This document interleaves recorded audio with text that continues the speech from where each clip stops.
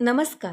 रक्षाबंधन येत आहे आणि रक्षाबंधनला बहीण आपल्या भावाला राखी बांधण्यासाठी जात असते किंवा भाऊ बहिणीकडे राखी बांधण्यासाठी येत असतो. राखी म्हणजे काय? तर बहीण भावाच्या मनगटावरती जी धागा बांधते, रक्षाचा धागा बांधते, त्याला रक्षाबंधन म्हणतात. आणि तो धागा तर जाणून घेऊया, रक्षाबंधन आहे तरी कधी? तर रक्षाबंधन ही नारळी पौर्णिमेला असते आणि रक्षाबंधन ही 2025मध्ये 8 ऑगस्टला 8 ऑगस्ट 2025 रोजी शुक्रवार पौर्णिमा सुरू होत आहे. दुपारी 2:12 पौर्णिमा सुरू होत आहे. आणि दुसऱ्या दिवशी म्हणजे शनिवारी दिनांक 9 ऑगस्ट 2025 रोजी दुपारी 1:24 ही पौर्णिमा संपत आहे. तर पौर्णिमा तर बघा 2 दिवस आहे, 8 ऑगस्ट आणि 9 ऑगस्ट. पण रक्षाबंधन कधी आहे? तर रक्षाबंधन आहे 9 ऑगस्टला आणि या दिवशी बहीण आपल्या भावाला राखी बांधत असते.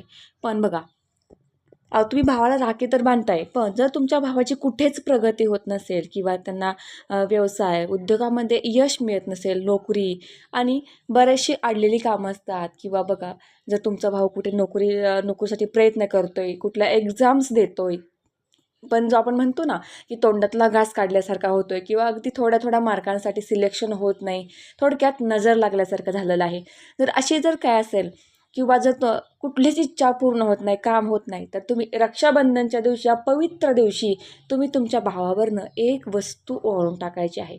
आणि ती वस्तू काय आहे, कशी उतरायची आहे किंवा ती वस्तू ओवाळून कशी टाकायची, कुठे टाकायची, कोणत्या वेळेत टाकायची, याविषयी आपण सविस्तर माहिती जाणून घेणार आहोत. त्यासाठी व्हिडिओ अगदी शेवटपर्यंत पहा. आणि तुम्हीसुद्धा तुमच्या भावासाठी, निश्चित एक बहीण आपल्या भावासाठी, प्रत्येक बहिणीने, जर मी म्हणेन की प्रत्येक बहिणीने जर आपल्या भावासाठी हा उपाय केला, भावासाठी, भावाच्या करिअरसाठी किंवा भावाच्या चांगल्या आयुष्यासाठी, तर नक्कीच त्याचं पुण्यसुद्धा तितक्याच पटीनं बहिणीला मिळत असतं. कारण की तुम्ही भावासाठी निस्वार्थपणे जे काही तुमचं प्रेम आहे, भावापोटी तुमची माया आहे, ते तुम्ही करत आहात, त्याचं फळ तुम्हाला देव निश्चित देत असतो. तर चला मेन विषयाकडे वळूयात. तर हा उपाय तुम्हाला कधी करायचा आहे? तर हा उपाय तुम्हाला रक्षाबंधनच्या दिवशी करायचा आहे. बघा, रक्षाबंधनच्या दिवशी तुम्ही सर्वात अगोदर तुमच्या भावाला राखी बांधून घ्यायची आहे. आणि राखी बांधून झाल्यावरती भावाला ओवाळून वगैरे घ्यायचा आहे. जो काही आपण रक्षाबंधनचा कार्यक्रम आहे तुमचा, तो तुम्ही पूर्णपणे पार पाडायचा आहे. त्यानंतरनं तुमच्या मुठीमध्ये काही पैसे घ्यायचे आहेत बघा, अगदी कितीही घ्या, आणि ते पैसे 7 वेळा तुमच्या भावावरून तुम्हाला उतरायचे आहेत, म्हणजे ओवाळले तरी चालतील. आणि ते पैसे काय करायचे? तर त्या पैशाचं तुम्हाला परत राखी खरेदी करायची आहे. त्याच पैशाची तुम्हाला राखी खरेदी करायची आहे. आणि त्या राखीचं काय करायचं? ती राखी खरेदी करून तुम्हाला जी धार्मिक ठिकाणी बघा, धार्मिक स्थळं असतात, मंदिर असतात, त्याच्या बाहेर बघा पिंपळाचं वृक्ष असतं किंवा कुठलंही धार्मिक वृक्ष असेल, जास्त करून तर आपल्याकडे पिंपळाचं वृक्ष असतं. तर या पिंपळाच्या वृक्षाला तुम्ही ती राखी बांधायची आहे. पण ही राखी कशी बांधायची? जेवढ्या पैसे तुम्ही ओवाळणार आहेत भावावरून, तेवढ्या पैशाची तुम्हाला राखी घ्यायची आहे. त्यातले पैसे अजिबात शिल्लक ठेवायचे नाहीत. सगळ्या पैशाची राखी घ्यायची आहे. मग तुम्ही अंदाजाने तेवढेच पैसे, म्हणजे राखीच्या हिशोबानेच पैसे तुम्ही हातामध्ये घेऊन ओवाळू शकता. आणि ती राखी घेऊन त्या झाडाला सुद्धा तुम्ही टिलक लावायचं आहे. आणि राखी बांधून गोड नैवेद्य, साखर म्हणा, खडी साखर म्हणा, ठेवायचं आहे. आणि त्या झाडाला प्रार्थना करायची आहे. म्हणजेच बघा, तुमच्या भावावरती जे येणारं संकट आहे, तुमच्या भावाला जी नजर काही लागलेली आहे, ती सगळी त्या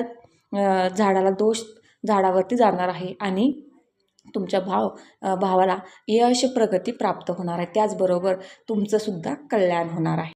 जशा प्रकारे तुम्ही इकडे झाडाला राखी बांधाल, त्याच पद्धतीने हळूहळू तुमच्या भावावर जी काही निगेटिव्हिटी असेल किंवा जे काही दोष असतील ते निघण्यास सुरुवात होते आणि तुमच्या भावाच्या आयुष्याची गाडी अगदी सुरळीतपणे चालू होते.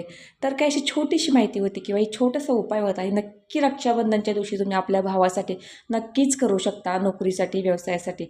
तर हा उपाय, ही माहिती तुम्हाला कशी वाटली नक्कीच कमेंटमध्ये सांगा आणि जास्तीत जास्त बहिणींपर्यंत शेअर करा. याचं पुण्यसुद्धा तुमच्या पदरी पडत असेल. कुठली बहीण आपल्या भावासाठी उपाय करते तर त्याचंसुद्धा पुण्य तुमच्या पदरी पडत असतं. देव त्याच्या वाटणीचं पुण्य तुम्हाला देत असतो. व्हिडिओ आवडल्यास लाईक शेअर, चॅनलला सबस्क्राईब करा.